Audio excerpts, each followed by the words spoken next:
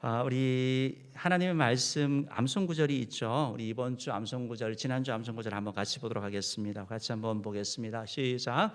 이 길을 다투는 자마다 모든 일에 절제하나니 그들은 썩을 승리자의 관을 얻고자 하되 우리는 썩지 않을 것을 얻고자 하노라. 고린도전서 9장 25절 말씀. 아멘. 여러분, 썩을 것을 위하여 사는 인생이 아니라 썩지 아니할 것을 위하여 살아가는 그런 인생 되기를 축복합니다. 이번 주 암송 구절입니다. 이번 주 암송 구절입니다.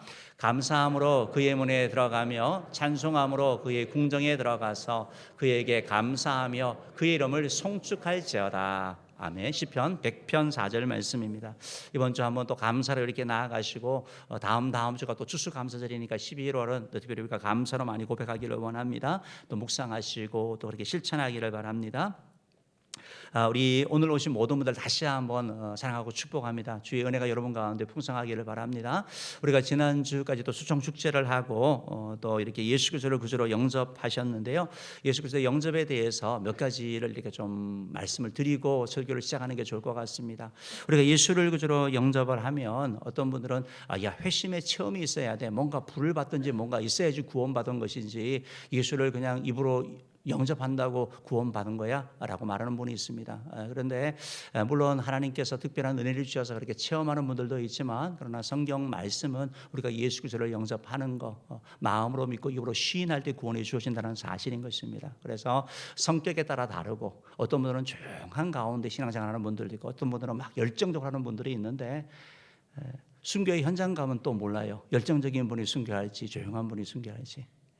그래서 단순히 보이는 것으로 평가할 수 없다는 걸 여러분 기억하시면 좋겠고, 두 번째, 그리고 회심했으면 그러면 구원받았으면 천국 가면 끝난 거네, 이제 그냥 내 마음대로 살면 되겠네라고 생각하는데, 여러분 예수 그리스도를 영접하는 것은 영적으로 출생하는 거예요.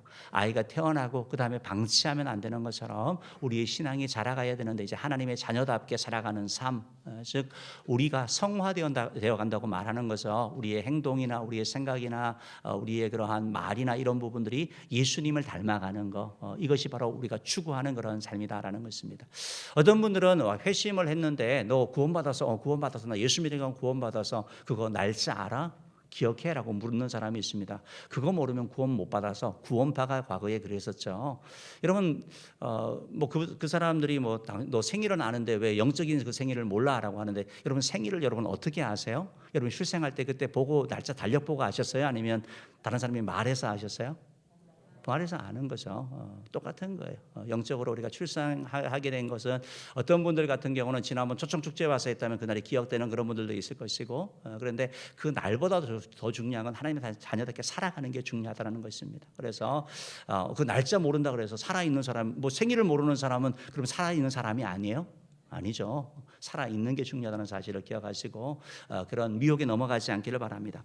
우리가 이제 그리스도인이 된다고 얘기를 할 때, 이제 예수를 믿는다라고 할 때 우리가 그리스도인이라는 것은 예수님을 친구로 삼는 거, 예수님을 친구. 그래서 예수님이 친구이기 때문에 자꾸 알아가는 거, 예수님 자꾸 부르고 예수님을 알아가는 것이 그리스도인이고, 우리가 그리스도인이라고 얘기를 할 때는 예수 그리스도를 구원자로 삼는 거예요. 예수님이 구주이기 때문에 주님 나 좀 도와주세요, 나에게 은혜 주세요, 계속 예수님을 신뢰하고 의지하는 삶. 그리스도인이라고 한다면 예수님이 우리의 바로 주인 아니겠습니까? 그러니까 주님의 말씀에 순종하는 것. 그러니까 세 가지 관계가 형성된다라는 것입니다. 예수님은 우리의 친구가 되시는 것이고, 예수님은 우리의 구원자가 되시는 것이고, 예수님은 우리의 주인이 되시는 거예요.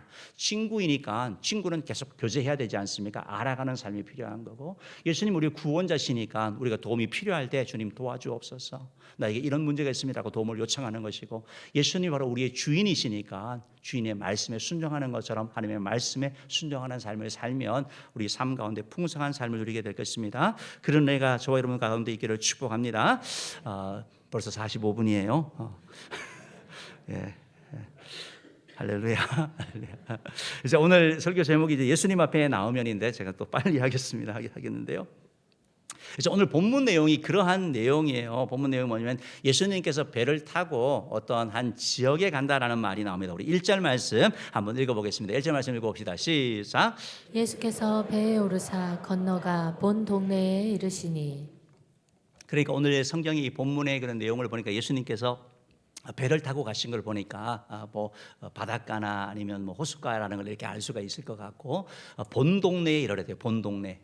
여러분 과거에 우리 교회가 어디에 있었죠? 본동. 그건 상관없어요. 상관없는 건데, 여기서 이제 예수님의 본 동네라는 것은 가버나움이라는 것을 얘기합니다. 가버나움은 예수님의 고향으로 이렇게 불려지는 것이거든요. 예수님의 제2의 고향, 예수님이 사역을 많이 하신 곳이 바로 가버나움이에요. PPT를 보여주시면 조금 알 거예요. 한번 좀 그림 한번 봅시다. 보면 가버나움 쓰지면서 더 타운 오브 지저스, 예수님의 마을, 예수님의 이렇게 표현되어져 있죠. 그래서 저것이 바로 가버나움이라는 곳이거든요. 그럼 가버나움이 어디길래 이렇게 배를 타느냐? 다음 지도를 보시면 이스라엘 지도가 있죠. 지중해가 있고 위에 갈릴리 호수가 있는데, 갈릴리 호수 주변에 보면 위쪽에 가버나움이라고 찍힌 거 보이세요? 저것이 바로 가버나움이라는 지역이에요. 그러니까 갈릴리 호수 주변에서 예수님께서 배를 타셔서 가버나움에 가신 것을 알 수 있는 것이고, 밑에는 사해가 있는 것이고, 우리가 지금 뉴스를 통해서 계속 보고 있죠. 지금 이스라엘과 하마스의 그런 전쟁이 일어나는데 가자 지구에서 일어나는 거죠. 텔아비브라는 것이 바로 지금 그 수도 아닙니까? 그 밑에 지역이 이제 그 가자 지구거든요. 그러니까 저 지역에서 지금 전쟁이 이렇게 일어나고 있는 그런 상황입니다. 다음 사진 이렇게 보여주시면 좀 갈릴리 호수를 조금 더 확대해서 이렇게 보시면 이제 갈릴리 호수를 부르는 이름들이 있죠. 티베리오스라고 부르기도, 티베라 바다라고 부르기도 하고, 디베라 바다라고 부르기도 하고, 또 게네사렛 호수라고 부르기도 하고, 그 모양 때문에. 그런데 그 옆에 보니까 가버나움이 되어져 있죠. 그래서 바로 저 호수 주변에 있었다라는 걸 우리가 기억을 해보면 되겠습니다. 그래서 예수님께서 배를 타시고 어쨌든 가버나움이라는 곳으로 가셨어요. 사진을 내리셔도 되고요. 그런데 예수님 이 초기 사역의 중심이었는데 당시 예수님이 유명하셨거든요. 예수님이 만나는 사람들 어려우면 다 도와주는 거예요. 병든 사람 고쳐주고, 인생에 해답을 못 찾아가지고 진리가 무엇입니까 하는 사람에게 진리를 가르쳐 주시는 거예요. 그러니까 예수님이 오셨다는 얘기를 듣고 사람이 막 몰려드는 거죠. 그 몰려드는 사람들 가운데 중풍병자가 한 명이 있었어요. 근데 그 중풍병자가, 특별히 그 중풍병자가 침상에 누여가지고 왔다라고 성경이 말씀하고 있습니다. 예수님께서 그들을 보시면서 이런 말씀을 하세요. 작은 자야 안심해라 라고 말씀하시면서 침상을 메고 많은 사람들 가운데 찾아온 그 중풍병자에게 안심하라고 말씀하시고, 뭐라고 말씀하시냐면 바로 제사함을 받았다라고 말씀을 하세요. 그러고 나서 조금 있다가 예수님께서 내 침상을 들고 걸어가라 라고 말씀할 때 그가 실질적으로 일어나서 가게 되거든요. 그러니까 예수님에게 나아왔더니, 예수님 앞에 나아왔더니 예수님께서 위로하시는 그런 말씀, 안심하라고 말씀하시고, 제사함에 대한 말씀을 하시고, 더 나아가서 그에게 바로 침상을 들고 일어나 가시면서 그의 문제를 해결해 주시는 것을 보게 되는 것입니다. 그러니까 그는 처음에 예수님 앞에 올 때는 침상에 누워서 왔습니다. 근데 예수님을 만나고 났더니, 예수님의 은혜를 입었더니 바로 일어나서 가는 존재로 바뀐 것을 말씀하고 있습니다. 여러분, 예수님 앞에 나오면 행복해지게 됩니다. 우리 삶의 울음이 변하여 기쁨이 되는 것이고, 한숨이 변하여 찬송이 되게 되는 것입니다. 절망적인 상황이 있더라도 예수님 앞에 나오면 그 상황이 소망으로 바뀌게 되게 되는 것. 예수님 앞에 나오면 삶의 변화가 나타나게 되는 것입니다. 무기력하던 자가 적극적인 자로 바뀌게 되는 것이고, 능력 있는 자로 바뀌게 되는 것이고, 부정적인 사람이 긍정적인 사람으로 바뀌게 되는 것입니다. 생각하는 것이나 말하는 것이나 늘 어두운 거 보고 부정적인 것만, 이렇게 안 좋은 것만 보던 사람도 이제 좋은 것을 보고 밝은 자로 변화되는 일이 일어나게 되는 것입니다. 원망불평하면서 맨날 남 탓하는 그런 사람도 있죠. 그분들도 예수님 앞에 나오게 되면 그냥 남 탓하고 하는 것에 머무는 것이 아니라 미래를 향해서 준비하여 나아가는, 도전하는 인생으로 바뀌게 되는 것입니다. 여러분, 정도의 차이는 있지만 예수님 앞에 나오게 되면 사람은 반드시 변하게 되어집니다. 반드시 하나님의 그런 역사를 경험하게 되는 것입니다. 오늘 우리가 읽은 이 본문 말씀을 가지고 오늘 예수님 앞에 나와서 얻게 된 세 가지 축복을 저와 여러분들에게도 같이 누리기를 주님으로 축복합니다. 첫 번째로, 예수님 앞에 나오게 되면 바로 평안의 복을 누리게 됩니다. 주님에게 나오시면 예수님께서는 우리에게 평화의 복을 주기 원하시는 것입니다. 여러분, 현대인들이 가장 추구하는 복이 뭡니까? 평화 아닙니까? 평안. 우리나라의 그 종교를 관장하는 기관에서 사람들을 다 조사를 했습니다. 왜 종교 생활을 하느냐 물었더니 제일 첫 번째가 마음의 평화를 원했어요. 마음의 평화를 원하는 거예요. 많이 가져도 평안한 게 아니라, 건강하다고 평안한 게 아니라 불안한 가운데 살아가는 것이죠. 그래서 사람들이 평화를 얻으려고 뭐 정말 명상도 하고 요가도 하고 뭐 약을 먹기도 해보지만 그 평화가 없습니다. 그런데 예수님께 나오면 주님께서 평화를 주시는 거예요. 힘들고 어려운 가운데, 절망적인 상황 가운데 오지만 주님께서 그에게 평화를 주시고 위로를 주시는 것을 보게 되는 겁니다. 오늘 2절 B 부분 말씀 같이 한번 읽어봅시다. 시작. 예수께서 그들의 믿음을 보시고 중풍병자에게 이르시되 작은 자야 안심하라 내 제사함을 받았느니라. 그러니까 예수님께 제일 첫 번째 말씀은 작은 자야라고 부르면서 안심하라라고 말씀을 하시는 거예요. 여러분, 안심하라라고 말하는 것은 힘내라, 기운을 내라라는 이런 말이고, 용기를 가져라 이런 말로 번역할 수 있습니다. 제가 다른 번역본을 보니까 이 구절을 이렇게 번역을 했습니다. 작은 자야 안심하라 내 제사함을 받았느니라. 안심하여라 내가 죄를 용서받았다. 기운을 내라 아이야 내 죄가 용서받았다. 얘야 용기를 내어라 내 죄는 용서받았다.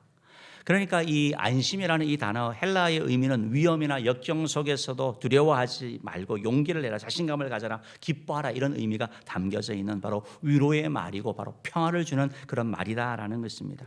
여러분, 중풍병자가 예수님 앞에 나올 때는 불안한 마음을 가지고 나왔죠. 왜냐하면 당시 유대인들은 병에 걸리는 것은 죄 때문이라고 생각을 했거든요. 그런데 지금 이 중풍병자의 상황은 중병이에요. 중병. 그러니까 도대체 얼마나 많은 죄를 져서 저럴까? 사람들의 그런 얘기를 듣는 것이고, 혹시 나도 그런 거 아닌가 스스로에 대하여 그런 죄책감의 그런 마음도 가지고 주님 앞에 나온 거예요. 또한 여러분, 우리가 병이 들게 되면 죽음에 대한 생각을 하는 거죠. 이 중풍병자도 죽음에 대한 그런 불안이 그 마음 가운데 있는 걸 보게 됩니다. 예수님께 나와왔지만 예수님이 과연 나를 만나 주실까? 예수님께서 다른 사람은 다 고쳐주는데 넌 안 돼 라고 말하면서 나를 외면하지는 않을까? 여러 가지 생각들이 복잡한 가운데 마음이 편하지 못한 가운데 주님께 왔더니 주님께서 그에게 말씀합니다. 작은 자야 안심하라 라고 말씀하고 있는 거죠. 안심하라 라는 것은 마음의 평화를 가지라 라고 말씀하고 있습니다. 주님께서 모든 것을 책임질 것이니까 너의 문제, 너의 아픔, 너의 고통 나에게 맡겨라 라고 주님께서 하시는 말씀인 것이죠. 여러분, 예수님께 나왔기 때문에 안심하라고 말씀하는 거예요. 예수님께서 똑똑하고 잘난 사람들, 멋있는 사람을 골라서 주님께서 부른 것이 아니라 주님께 나온 자, 중병이든 문제든 아픔이든 주님께 나오는 자에게 주님께서 은혜를 베풀어 주신다라는 것입니다. 예수님은 우리에게 평화를 주기를 원하시는 거죠. 신앙생활을 할 때 우리 가운데 나타나는 제일 첫 번째 표적 가운데 하나가 바로 마음의 평안함입니다. 예수 믿기 전에는 불안하고 두려워서 잠도 못 자고 걱정건심이 많았는데 예수를 믿고 나면 담대함이 생기는 거예요. 편안함이 찾아오는 것입니다. 요한복음 10장 27절에서 예수님이 이렇게 말씀하셨습니다. 읽어봅시다. 시작. 평안을 너희에게 끼치노니 곧 나의 평안을 너희에게 주노라. 내가 너희에게 주는 것은 세상이 주는 것 같지 아니하니라. 너희는 마음에 근심하지도 말고 두려워하지도 말라. 아멘.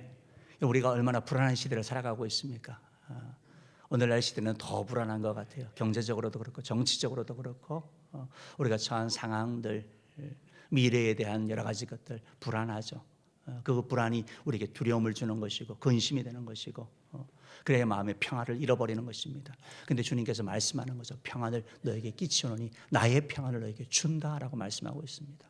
작은 자여 안심하라 라는 말씀을 들을 때 마치 중풍병자의 마음에 평화가 임했던 것처럼 주님께서 우리에게 나의 평안을 너에게 주노라 라는 말씀이 우리 가운데 들려질 때 평화가 임하는 거예요. 우리가 사는 삶이 요즘 만만치 않습니다. 제가 금요일인가요? 이렇게 교회 주변을 이렇게 다니다가 우리 교회 다니지는 않는 어떤 분이 가게를 하시는데 저보고 들어오래요. 그러면서 뭐 음료를 한 잔 주시더라고요. 그러면서 이게 인사를 하면서 교회를 생각하고 있다 뭐 이런 말씀을 하시면서 그래서 제가 여쭤봤죠. 어떻게 사업이 괜찮냐고. 그랬더니 목사님이 요즘은요 어려워요. 그래서 문도 일찍 닫아요. 그래서 견디는 게 힘이라고 얘기를 해요. 버티는 게 힘이라고 얘기를 해요. 그만큼 힘들다는 거예요. 여러분, 우리가 그런 상황 가운데 있으니까 자꾸 불안하잖아요. 나에게도 혹시 나에게도 지금 내가 처한 상황 당장 갚아야 될 여러 가지 일들이 있으니까. 근데 주님이 말씀하고 있습니다. 내가 너에게 평안을 주노라 라고 안심하라 라고 말씀하고 있는 거죠. 상황은 변하지 않습니다. 조건이 달라진 게 아닙니다. 그런데 주님의 말씀을 들으면 주님이 내 마음 가운데 오시게 되면 세상이 뺏어갈 수 없는 그런 평화가 우리 가운데 임한다라는 것입니다. 그래서 우리가 교회에 오기만 해도 평화가 있는 것이고, 찬양할 때 마음이 평화가 임하는 것이고, 장로님의 기도를 들 때 마음에 평화가 임하는 것이죠. 하나님이 말씀합니다. 예레미야 29장 11절 말씀 읽어봅시다. 시작. 여호와의 말씀이니라. 너희를 향한 나의 생각을 내가 아나니 평안이요 재앙이 아니니라. 너희에게 미래와 희망을 주는 것이니라. 아멘. 여러분, 혹시 여러분 마음에 평화를 잃어버렸습니까? 하나님은 평화를 주기 원하는 거예요. 뭔가 문제가 생겨 평화를 뺏긴 거예요. 주님께서 그 평화를 주기 원하신다라는 것입니다. 혹시 여러분들 불안과 두려움과 걱정으로 번민하고 계십니까?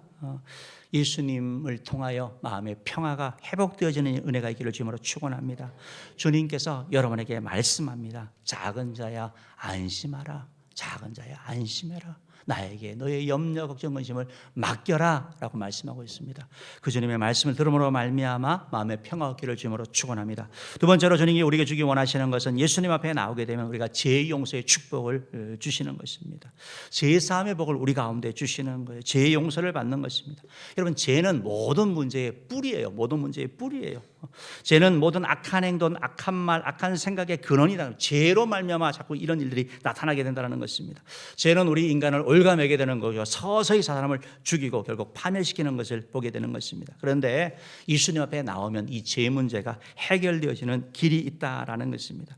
예수님은 우리가 죄인이지만 정말 추한 죄인이지만 우리를 긍휼히 여겨주시고 우리의 죄를 용서해 주신다라는 것입니다. 오늘 예수님께 나온 중풍병자에게 주님이 뭐라고 말씀합니까? 내 죄사함을 받았느니라. 내 죄사함을 받았느니라 라고 말씀하면서 바로 죄사함의 선언을 하시는 것을 보게 되는 것입니다. 우리 22장 B 부분 말씀 한번 읽어봅시다. 시작. 예수께서 그들의 믿음을 보시고 중풍병자에게 이르시되 작은 자야 안심하라. 내 죄사함을 받았느니라. 예, 아멘. 아멘. 아멘. 근데 여러분, 이상하지 않습니까? 중풍병자가 죄사함을 받으러 온 게 아니잖아요. 중풍병자는 병을 고치러 왔거든요. 그러니까 흔히 생각할 때 아니 예수님이 중풍병자를 보시면서 내 병이 나았다 이렇게 말씀하셔야 될 것 같은데 내 죄사함을 받았다라고 말씀하는 거예요. 왜 그랬을까요? 관점이 다른 거예요. 관점이 다른 거예요. 겉으로 볼 때 이 사람의 당면 문제는 중풍병이지만 그러나 더 깊은 문제는 뭐냐면 죄의 문제라는 거예요. 이 사람을 불행하게 하고 이 사람을 괴롭게 하는 그 뿌리가 뭐냐? 바로 죄라는 거예요. 그래서 예수님께서는 겉으로 드러나는 외적인 문제가 아니라 뿌리의 문제, 더 깊은 심연의 문제, 영혼의 질병을 바로 치유하기 원하셔서 그에게 내 죄사함을 받았다라고 하고 선포하고 나간다라는 것입니다. 육신의 질병도 치료받아야 되지만 그 육신의 질병을 치료받는 것보다 더 중요한 게 뭐냐면 바로 영혼의 질병, 죄의 문제를 해결하는 것이다라는 것입니다. 우리 육신의 질병은 이 땅 가운데 때로는 어느 정도 고통 받다가 조금 어려움은 힘들지만 그러나 이 땅으로 끝나지만 영혼의 질병인 죄는 우리를 영원한 지옥 가운데 영원한 고통 가운데 불이 있는 그 고통 가운데 견디기 힘든 고통 가운데 우리를 인도하기 때문에 그렇다라는 것입니다. 그래서 우리가 우선적으로 해야 될 일이 뭐냐? 바로 죄사함, 바로 주님 앞에 나와서 죄사함의 은혜를 받는 것이다라는 것입니다.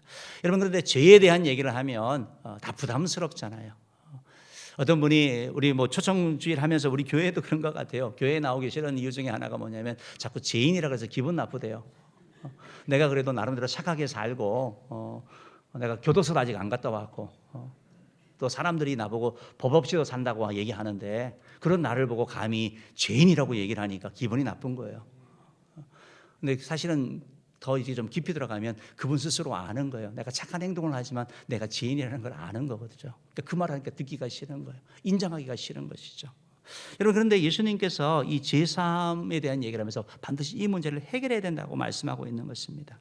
죄의 문제를 해결하지 않고서는 다른 문제가 해결되지 않기 때문에 주님께서 말씀하는 거예요. 그런데 도대체 예수님은 어떤 분이기 때문에 죄사함을 받았다 이렇게 말씀하는 분이신 것입니까? 도대체 예수님은 어떤 분입니까? 예수님은 바로 이 죄의 문제를 해결하기 위하여 이 땅에 오신 바로 그리스도라는 것입니다. 바로 죄의 문제를 해결하기 위하여 이 땅에 오신 우리의 구원자 메시아라고 성경이 말씀하고 있습니다. 예수님이 출생할 때 성경을 보면 마태복음 1장 21절에서 천사가 이렇게 말씀하고 있습니다. 읽어봅시다. 시작.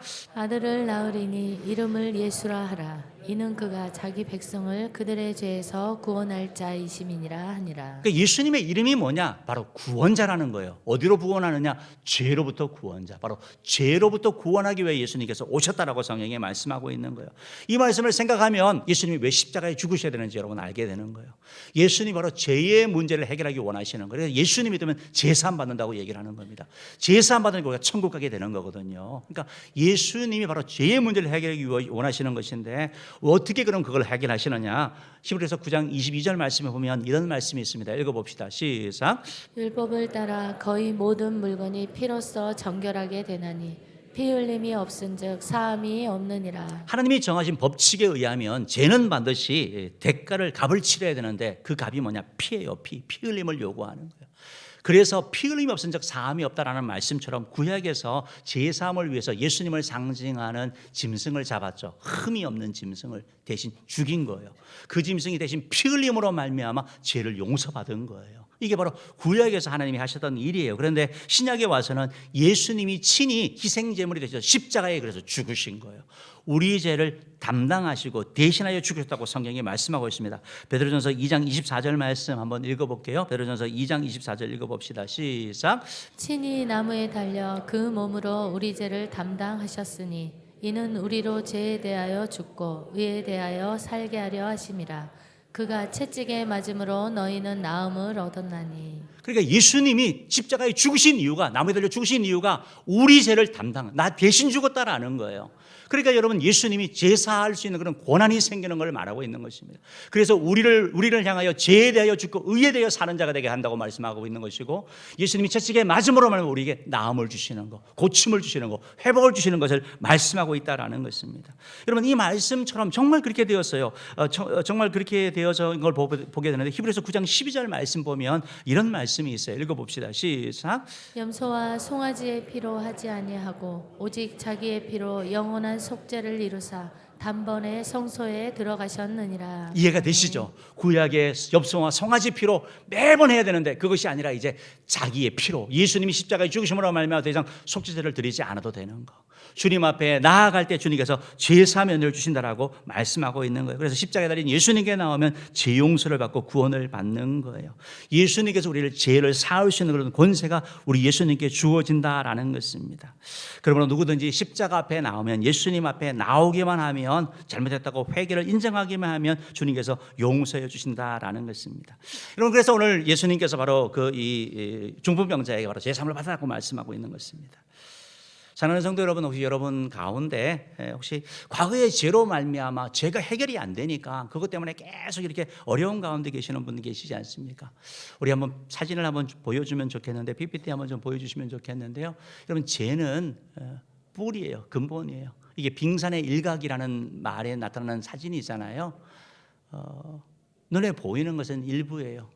어떤 저 학자들이 연구를 하면서 저게 계산을 해가지고 한 9% 정도 된대요. 그러니까 10% 정도 되는 거. 나머지는 가려져 있는 거예요.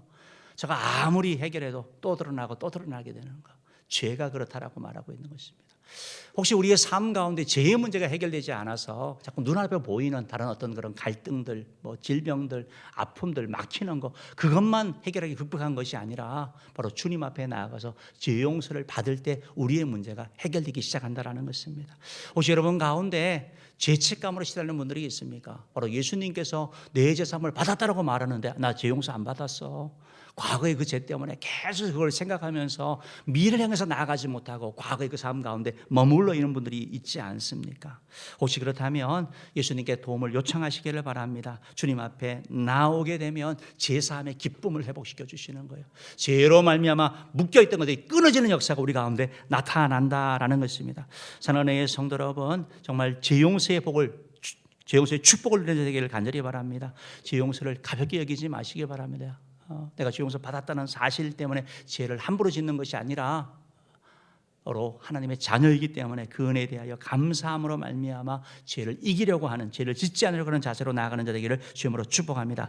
세 번째로 예수님 앞에 나오게 되면 소원 성취의 복을 주시는 거예요. 여러분, 오늘 성경에 나타나는 이 중풍병자의 소원은 뭐예요? 그는 병 고침 받는 거예요. 이 중풍병에서 헤어나가는 거예요. 예수님께서 그의 병을 치유해 주시고 고쳐주시는 것입니다. 그런데 중풍병자만이 아니고 모든 사람이 이런 소원이 있는 거예요. 결핍이 있다라는 거예요. 오늘 성경을 이렇게 봤을 때 여러분 중풍병자를 여러분 생각을 하면서 이 중풍병자의 삶 나쁘지 않은 그런 삶이었잖아요. 괜찮은 삶이었잖아요. 중풍병자는 뇌에 문제가 생기는 거 아닙니까? 어느 한순간에 생기는 거 아닙니까? 근데 그 인생에 그렇게 중풍병이 들었는데 친구가 그를 이끌고 갔다라는 거, 여러분 괜찮은 친구들 아니에요? 인생 잘 산 거 아니에요, 이 사람요? 우리가 잘 나갈 때는 사람들이 있지만 아프거나 문제가 생기면 다 떠나는 경우들 많이 보잖아요. 이 사람은 잘 산 사람이에요. 근데 육신적인 병이 있었던 것처럼 어떤 사람은 건강은 괜찮은데 관계에 어려움이 있는 것도 있고 어떤 사람은 물질적인 각 사람들마다 결핍이 있다라는 거예요. 그래서 우리에게는 소원이 있는 거예요. 근데 하나님께 나와서 주님 앞에 나오면 주님께서 중풍병자의 병을 치유하셨던 것처럼 우리 한 사람 한 사람의 결핍들, 우리 한 사람의 마음의 소원을 주님께서 이루어 주시는 것을 보게 되는 것입니다. 오늘 성경 3절 말씀 한번 읽어볼게요. 읽어봅시다. 시작. 어떤 서기관들이 속으로 이르되 이 사람이 신성을 모독하도다. 예수님께서 제사함을 받았다고 하니까 사람이 자기가 뭔데 이런 말을 해? 자기가 하나님이야? 하나님만 죄를 사할 수 있거든요. 예수님 당신이 하나님입니까? 라고 속으로 생각을 속으로. 예수님께서 그 말을 들으시고 그 말을 아시고 들은 게 아니라 아시고 그에게 또 얘기하는 거죠. 4절 5절 말씀 한번 읽어봅시다. 시작. 예수께서 그 생각을 아시고 이르시되 너희가 어찌하여 마음에 악한 생각을 하느냐. 내 죄 사함을 받았느니라 하는 말과 일어나 걸어가라 하는 말 중에 어느 것이 쉽겠느냐. 우리 예수님은 질문을 잘하세요. 소크라테스보다 어떤 질문을 더 잘하시는 것 같아요. 두 가지 질문하는 거예요. 제사함 받았다는 말, 일어나 걸어가라는 말 어느 것이 더 쉽겠느냐고 물어보는 거예요. 그들에게 속의 생각을 아시고. 여러분 그들의 생각은 뭘까요? 제사함 받았다는 말이 쉽습니까? 일어나 걸어가는 말이 쉽습니까?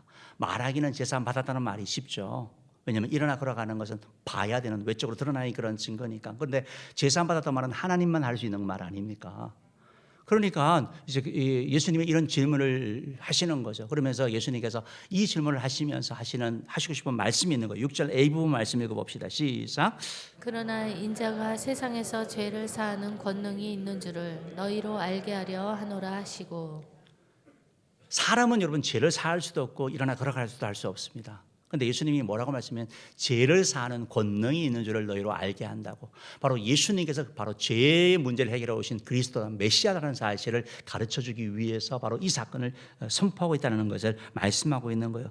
그러면서 예수님께서 바로 그 서기관들에게 보여주는 거예요. 그들이 쉽게 말할 수 있는 죄사함이 아니라 그들이 불가능하다고 생각하는 일어나 걸어가라고 하는 중병인 중풍병자에게 대하여 예수님이 선포하십니다. 우리 6절 B 부분과 7절 읽어보겠습니다. 시작. 말씀하시되 일어나 내 침상을 가지고 집으로 가라 하시니 그가 일어나 집으로 돌아가거늘. 아멘. 아멘. 여러분 죄사함은 우리 주님께서 주기 원하는 최고의 선물인 거죠. 죄사함으로 인해서 죄로 인해서 얽히고 썩혀 있던 그런 문제들이 하나둘씩 해결되어 줌으로 말미암아 축복의 자리로 나아가게 되는 거거든요. 바로 이 중풍병자도 예수님 앞에 나와서 죄사함을 받음으로 말미암아 그의 질병이 치유하여진 거예요. 주님 앞에 왔는데 주님께서 그에게 일어나 걸어가라 라고 말씀하실 때 그가 움직였던 거예요. 그가 일어나려고 했던 거예요. 순종하려고 했던 거예요. 그랬더니 주님께서 그를 일으켜 주시는 일을 우리가 체험하게 된다라는 것입니다. 사랑하는 은혜의 성도 여러분, 은혜의 성도 여러분, 성경에 보면 이렇게 주님 앞에 나와서 치료함 받은 사람들이 너무 많습니다. 당시에 못 고치던 나병 환자도 주님께 나와가지고 주여 원하시면 저를 깨끗하게 하실 수 있나이다 할 때 주님께서 네가 나았다고 말씀하시는 거죠. 12회를 혈류증으로 고통받는 여인도 주님께 와서 옷자락만 만지면 내가 나을 거야 라고 하실 때 주님께서 따라 안심하라 내 믿음이 너를 구원하였다. 치유가 일어나는 걸 보게 되는 거죠. 거라사인 강인처럼 귀신이 들렸는데 주님께서 그를 치유해 주시는 일들이 일어나게 되는 거. 사랑하는 성도 여러분, 병들었다고 내 힘으로 안 된다고 낙담하거나 좌절하지 마시기 바랍니다. 주님 앞에 가져올 때 주님께서 그 절망을 기쁨으로 소망으로 바꾸시는 역사가 나타날 줄 믿으시기를 주님으로 축복합니다. 사랑하는 성도 여러분, 말씀을 정리하겠습니다. 우리가 신앙생활을 하면서 제일 중요한 게 뭐냐면 예수 그리스도가 누구인지 바로 아는 것입니다. 신앙생활에 실패하는 이유가 뭐냐? 예수님이 누군지 놓치는 것입니다. 오늘 예수님이 어떤 분이십니까? 예수님은 우리에게 안심하라고 말씀해서 우리에게 평안을 주기 원하시는 분이십니다. 예수님은 우리의 죄를 사하여 주시는 분이십니다. 우리의 과거의 죄, 우리의 생각의 죄, 우리의 손의 모든 죄를 주님께서 용서해 주기 원하시는 거죠. 주님께서는 우리의 질병을 치유해 주기 원하십니다. 육신의 병과 마음의 병과 영적인 악한 영에 눌리는 병까지 주님께서 고쳐주기를 원하시고, 포로된 자, 완전히 중독된 우리도 주님께서 해방하여 주기 원하시는 거죠. 주님께서 모든 흑암의 세력을 끊으신 만왕의 왕이 되시기 때문에 그렇다라는 것입니다. 사랑하는 성도 여러분, 주님 앞에 나오면 복을 받습니다. 주님 앞에 나오면 행복해집니다. 오늘 중풍병자가 주님께 나와 행복한 자가 되었습니다. 오늘 성경에 이렇게 보시는 것처럼 여러분, 이 중풍병자는 정말 상태가 심한 거예요. 정말 심해서 침상에 누워서 나왔습니다. 이런 정도 되면 포기하기 쉽습니다. 이건 안 돼. 이래서 어딜 가? 침상에 누워서 사람들 다 보는데 창피하게 어딜 가? 그런데 그가 주님 앞에 나와왔습니다. 나와왔더니 주님께서 그에게 마음의 평화를 주시고 용서를 주시고 자유케 되는, 치유케 되는 일을 허락하여 주셨다라는 것입니다. 만약에 중풍병자가 주님 앞에 나오지 않았다면 여러분 어떻게 되었을까요? 평생 침상에 누워서 하나님을 원망하고 자신의 운명을 조져하며 살았을지 모릅니다. 아픈 사람과 아프지 않은 사람들을 비교하면서 그들을 미워하고 피해의식 가운데, 시기심 가운데 살아줄 수도 있다는 것입니다. 주님 앞에 힘들지만 나오게 되면 하나님의 은혜를 누린다는 것입니다. 예수 앞에 나올 때 불행한 가정이 행복한 가정으로 바뀌는 것이고, 망해가던 사업도 일어나게 되는 일이 있다는 것입니다. 사랑하는 모든 성도 여러분, 오늘 오신 모든 여러분들, 예수님 앞에 나와 주님 주시는 이 귀한 축복을 누리는 자 되기를 주님으로 축복합니다. 주님 앞에 나온다는 것이 무슨 말입니까? 나온다는 것은 예수를 믿지 않는 자는 예수를 믿는 걸 얘기하는 거예요. 예수님을 구주로 영접할 때 하나님께서 이런 선물을 주시는 것입니다. 그러면 예수를 믿기는 믿는데 내 삶 가운데 왜 이런 은혜를 못 누리느냐? 나는 주를 믿는데 내 마음에 평화하고 늘 불안과 두려움 가운데 살아가는 사람이 있는 것이고, 계속된 문제 가운데 살아가는 분들이 있을 것입니다. 여러분, 주님 앞에 나오셔서 모든 염려, 걱정, 걱정을 맡기라고 하신 주님 말씀처럼 여러분 기도의 자리로 나오시기를 바랍니다. 주님 앞에 맡길 때 주님께서 평화를 여러분 가운데 해결해 주실 것입니다. 주님 앞에 나와서 회개하실 때 주님께서 재용서의 은혜를 허락하여 주실 것이고, 주님 앞에 주님 내 문제를 해결해 달라고 부르짖을 때 하나님께서 오늘 작은 자야 일어나 걸어가라고 말씀하신 것처럼 우리 삶 가운데 일하실 것입니다. 그런 은혜가 저 여러분 가운데 있기를 축복합니다. 특별히 다음 주부터 우리 한 주간 집중해서 우리가 약복강의 밤기도 하기 원하는데, 혹시 여러분 가운데 평화가 없고 또 죄로 말미암아 계속된 이런 죄책감과 문제 가운데 있다고 한다면, 이상적인 계속된 그런 문제 가운데 있다고 한다면, 또 큰 계속된 그러한 어려움 가운데 있다고 한다면, 마음에 간절한 소원이 있다고 한다면, 결핍 가운데 있다고 한다면 주님 앞에 나와 주의 은혜를 체험하는 자이기를 주님으로 축복합니다. 제가 기도하겠습니다.